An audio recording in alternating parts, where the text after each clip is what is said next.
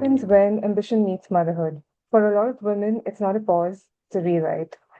In this episode of Control Alt Belong, I'm joined by Nadine, who helps parents blend family, purpose, and career on their own terms.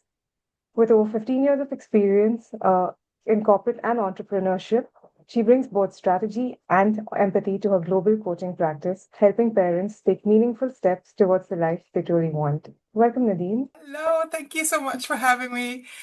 I can't wait for our conversation. It's so needed we've just talked about it, obviously. There's so much talk about returning to the workforce, paid workforce, after being home with your little ones. So yeah, it's exciting. Thank you for having me. So I wanted to start with your journey, and this is something that I just glimpsed through, and you've had a very interesting journey. You've lived across Ireland, Spain, Canada.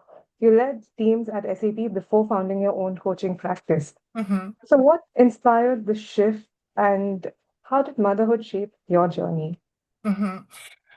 Yeah, I'm currently based in Canada on the Pacific Coast, and so this is my sixth country I'm living in and working at. And motherhood came to me when I was here in Vancouver, Metro Vancouver.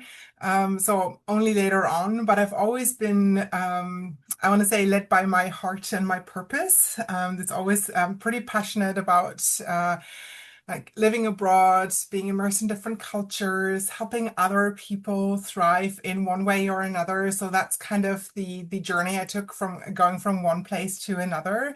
And kind of motherhood just kind of really amplified that or confirmed my kind of my path of helping others thrive and going after what they truly want, not what others say you should want as a mom or as a parent. And to really allow yourself to ditch the guilt and go after the things that you want that are beyond parenthood, right? Wearing so many hats of maybe being the daughter or the partner or the employee or your own kind of business owner, and we're a parent and we're also our very own person, and that sometimes falls kind of off the to-do list, our own ambitions and goals and dreams and what we really want. And it's like, yeah, let's focus on that and help others go for what really resonates with them, and do that in a way that doesn't burn anyone out, and there's still joy and rest in everyday life. And so that seems to really resonate with parents that I'm working with. And yeah, I'm so excited about it. Like I can talk for hours. I had to ask you, like, was that, do you remember or do you recall, like, maybe the particular moment or like situation that really made you be like, this is something that I'm facing with, and this is how I want to help others navigate through that situation? Like, could you give us maybe an instance or an example where that thought really occurred to you? Mhm. There is, so starting my own coaching, it's all been kind of gradual, and I could see there, like coming out of the corporate role, I used a coaching approach as a manager with my team members, who were mainly, well, there was a more females than males in the team, and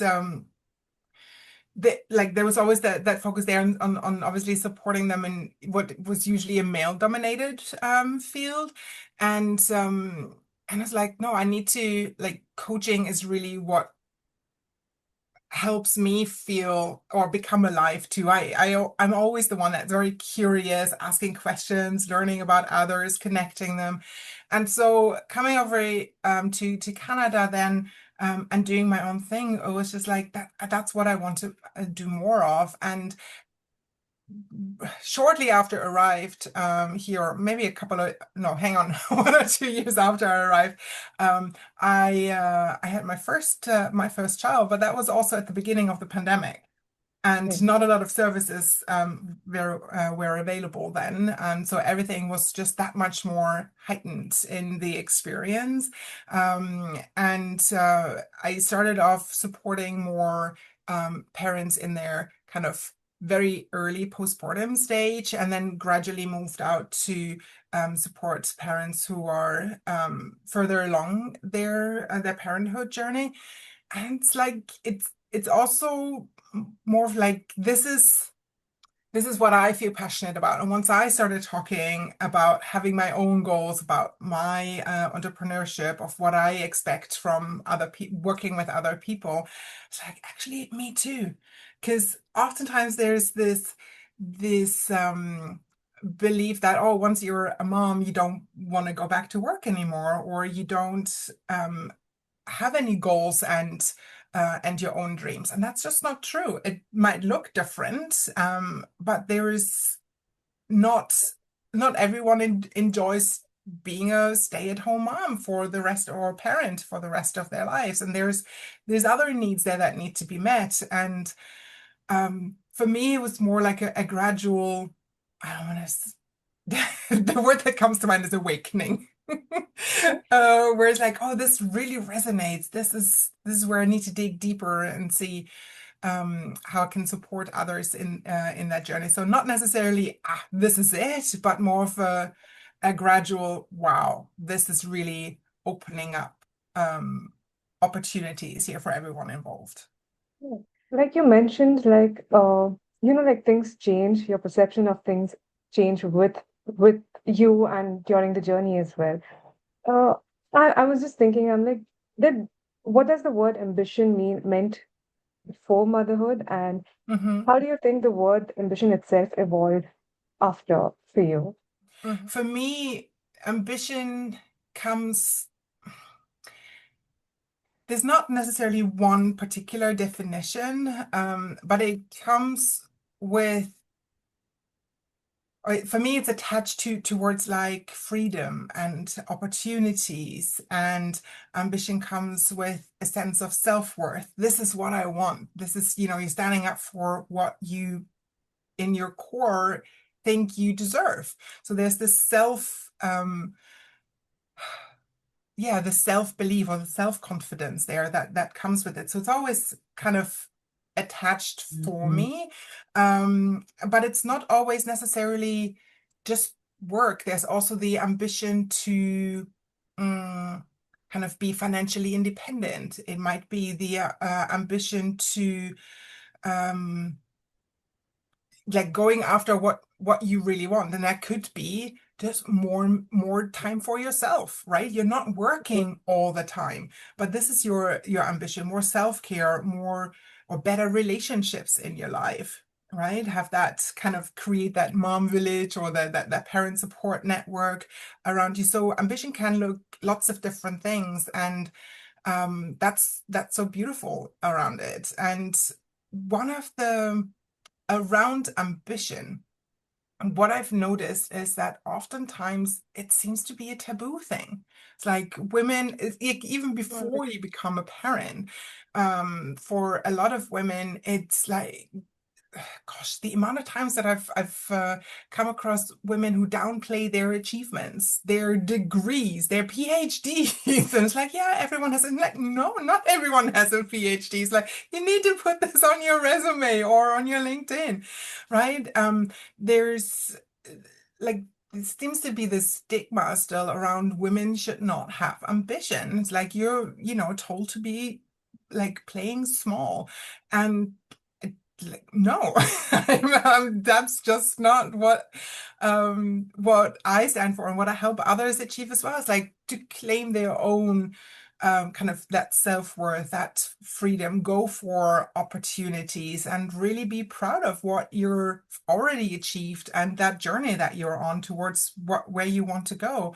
So yeah, enough's enough. It's like ambition is there before you become a mom and after. It just looks different, right? You may not be able to do right immediately when the children are small. You might not be able to go for your ambition with the same speed or the same way you've done things before, but it doesn't mean that that's gone. It might still be there. You just have to, hey, I don't know, press the pause button or the slow down button of it, and figure out how to get to where you want to go a bit more creatively. Um, Yeah, You know, that was a long roundabout way of answering your question around ambition. it gives me such a different perspective on the word ambition itself. And I agree, like a lot of us sometimes downplay the achievements, or it's for me, ambition has always been linked with getting a job or having a career or like being in a set place. I haven't looked at ambition in a different way of like, hey, yeah, I am ambitious about self-care, or I am ambitious about taking that time out for myself and exploring different aspects of life that are out there. Like I really like, and it really resonates with me that ambition does not have to be this one predefined thing, and No. it evolves with your journey in life as well. Yeah, That it's all about opportunities for me and options, like having options. You claim whatever that is that you want more of, right? It's not about what others tell you you should be doing.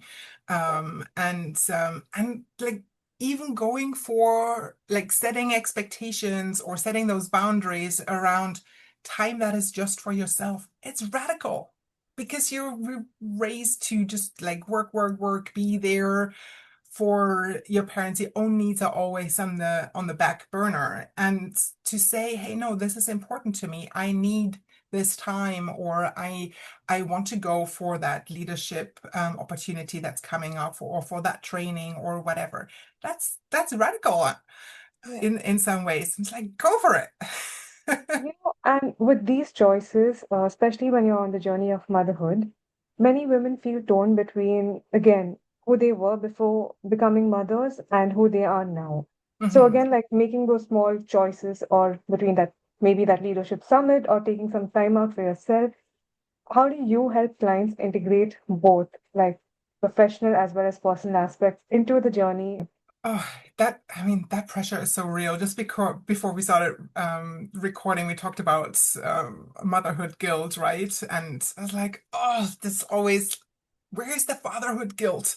It's just not there. No one talks about it.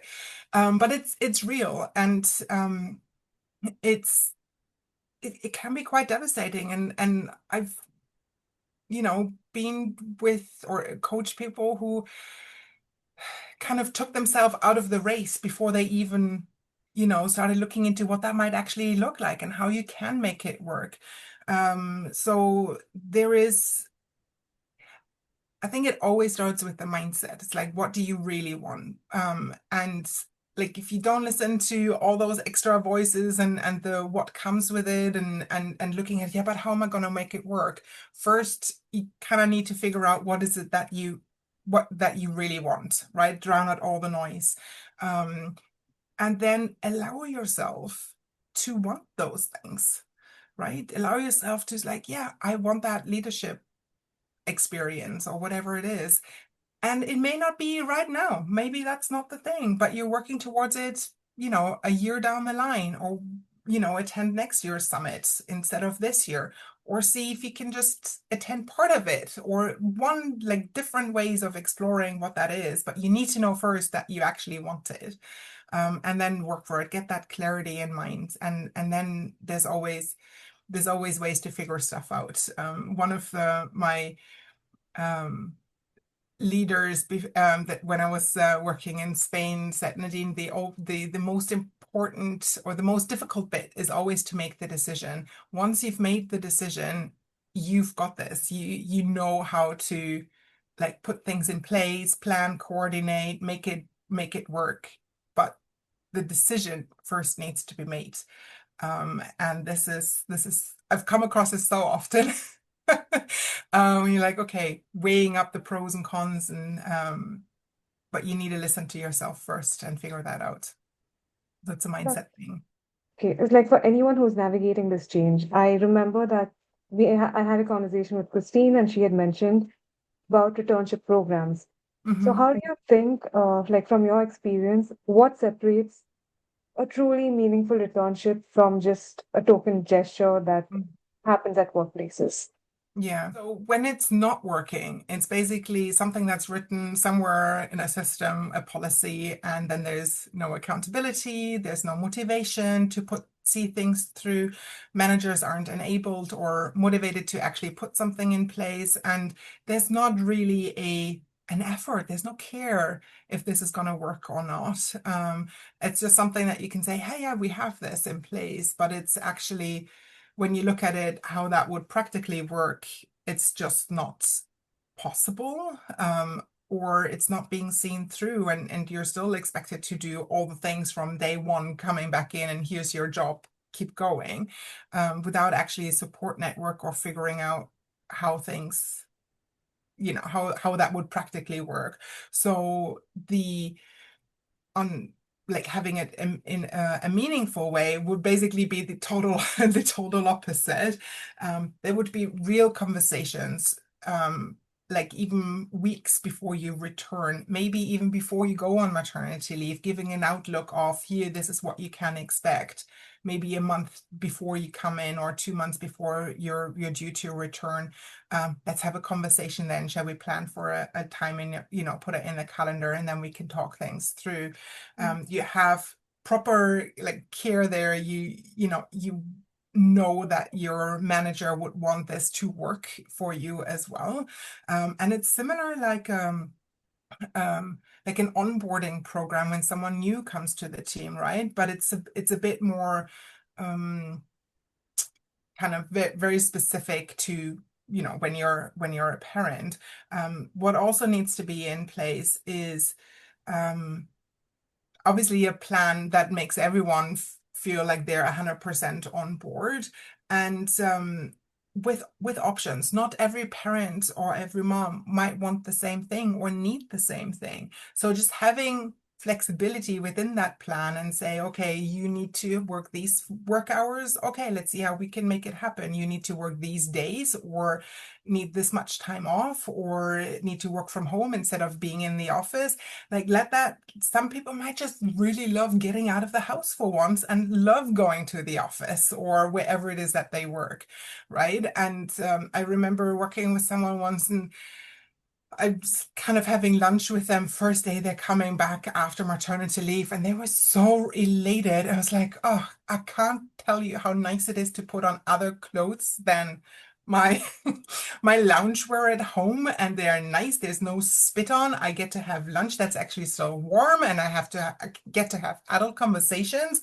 And they were just so happy to get back. And until then, I hadn't really heard that perspective, but it was eye-opening. It was years ago. And so not everyone wants or needs the same things returning to work. So to have proper flexibility and options that can be put in place and kind of discovered and put into place during conversation of people that actually care, I think that makes a big difference there.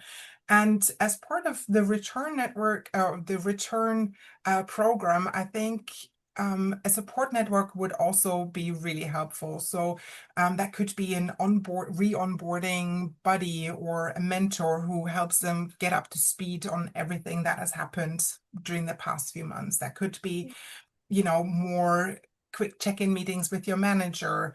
Ideally, there might be an employee resource group around parents in the workplace, or say women in the workplace, where you can connect with other parents who have already gone through this, right? So there's just options. I love options, and this has to be and basically for parents to pick from. That would be ideal. It's like pick and choose. Yeah, absolutely. Like I think it is more about like not just accommodating mothers, but investing in talent. And these are some policies which probably like at workplace would really support any new mother re-entering the workforce. I also had another question in mind. Like you've traveled globally, you've been in 6 countries throughout. Do you think there are any other policies or cultural practices, maybe from other countries, that you think Canada could learn from and maybe adopt when it comes to supporting mothers returning to Mhm. work? Yeah. So I'm originally from Germany. I have uh, siblings who have their own families in Germany, and what I absolutely love about part of their policy is, for one, the parental leave is big too. So fathers can take time off with great pay, right? So it's like the equality is there. They get to choose. Um, And there is a system in place where, for one, the paid time off is much more. So if you're sick, you're out sick, especially when kids go to school or to daycare, etc. They'll eventually get sick. It's just the thing. And then they pass it on to you. So you have more paid time off. And in Germany, for instance, you get paid time off if your child is sick and you as a parent are healthy. So it's a different system. It takes from a different kind of allocation. But if your child is sick and you need to stay home, you still get to stay home and get paid time off sick because you're caring for your child.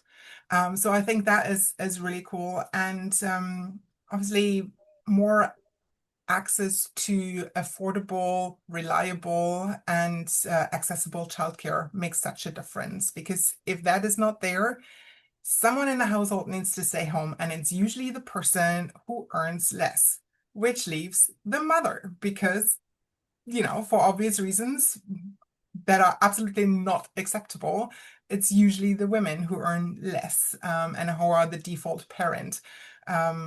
And so having accessible, affordable, and reliable childcare makes a huge difference. It's one thing to do as a company, and that would be wonderful, but there's also the need for the governments to step up as well, because not every company, would see things through. It's like if there was so much leeway, right? So there's ways for the governments to step up as well and put those things in motion, hold companies accountable and making that work. Absolutely.